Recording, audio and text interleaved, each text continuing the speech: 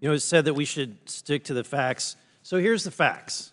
It is a fact that since the Biden-Harris administration took office, there have been over 8.5 million illegal immigrants cross into the United States through the southern border. That is a fact. It is also a fact that that population is greater than the population of 37 states. Millions of them have been released. Almost 7 million have been released into the United States. It is also a fact that fentanyl is poisoning the American people. On average, in 2023, it killed 75,000 Americans. We're at war. They're at war with us. It is also a fact that you have violent crime occurring on a regular basis. And we all know the names of Laken Riley, Kayla Hamilton, Jocelyn Nungare. But just last month, you had a Mexican national who was here illegally shoot another man in Alabama.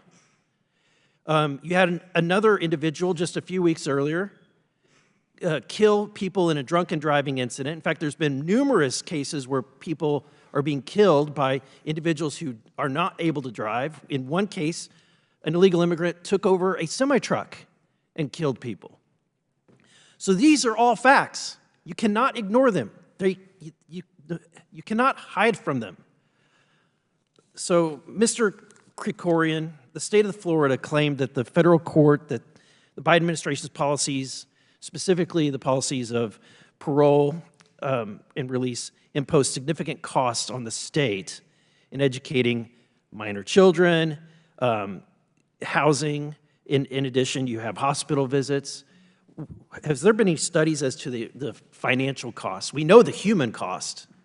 Have there been studies for the financial costs? We have not done that. There have been studies on this. I don't have the numbers at hand, but it's often very difficult to get, especially at the state and local level, because there's unwillingness to provide the information often on the part of, for instance, school districts and others. But they do put a strain on the community resources. Enormous cost for, like you said, for schools, healthcare, law enforcement, et cetera. We know that, in addition, they have increased costs in incarceration, right, because they're committing crimes, sometimes violent crimes. What about other public services or law enforcement? Well, law enforcement especially, obviously, it creates extra work for law enforcement. And I'd just like to add, because there'll be an objection, that a lot of these people are in fact paying taxes. All illegal immigrants, everybody pays taxes. But the question is, what is the balance? In other words, are the expenses on the services provided more than the taxes received? And the answer is, especially for those who are here illegally and with less education, the answer is yes. There's simply no question that that the federal taxpayer is, at the end of the day, on the hook. It is also a fact that the House passed H.R. 2, a solution to this. The Senate had a response. They have, instead of actually correcting this and fixing this problem and passing H.R. 2, they devised the Senate bill. What were your thoughts on the Senate bill? It would have made things worse. It was not a kind of thing where the House and the Senate bills could have split a difference. I mean, that happens. You all have dealt with that. That's inevitable in any kind of compromise.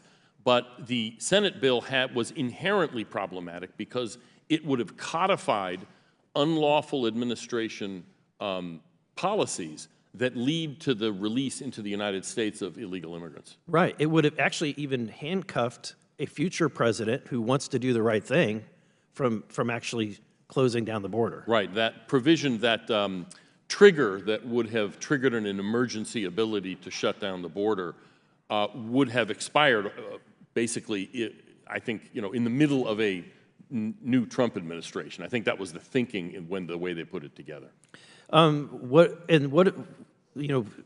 Kamala Harris has said that she supports a border now, a border wall. But what has been the track record? Well, but what's the track record? I mean, the Biden-Harris administration has dismantled stretches of the border wall. It really struck me the most when I went to a section in New Mexico where there was border wall being built, But on Inauguration Day, President Biden said, you know, sort of a stop work order, put your tools down, step away. There was a gate that had been put into the fence, required by treaty because there was a border marker on the other side. And there's an opening, and they put in a locked gate. It's something they're required to do. The opening, the doorway was there.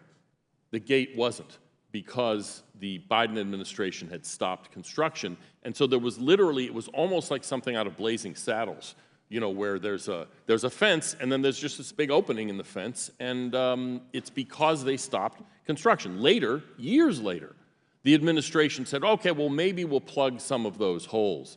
But, you know, it's a day late and a dollar short. After 8.5 million people come on.